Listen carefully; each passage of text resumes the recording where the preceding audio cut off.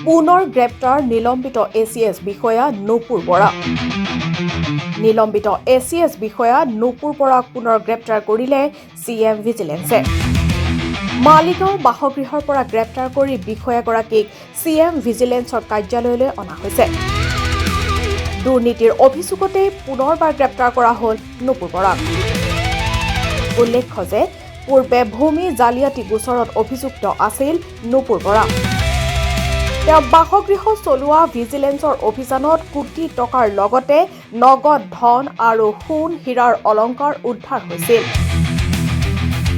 ৰাজচক্ৰ বিষয়া হিচাপে কৰ্মৰত থাকোঁতে তেওঁ নিলম্বিত হৈছিল আইন ৰক্ষা কৰাৰ দায়িত্ব যিসকলৰ হাতত থাকে তেওঁলোকেই যদি আইন ভাগে তেন্তে সাধাৰণ মানুহে কাৰ ওপৰত ৰাখিব ভৰসা নিউজ ডেস্ক অসম সংবাদ অসম সংবাদ আপোনাৰ মঞ্চ আপোনাৰ কণ্ঠ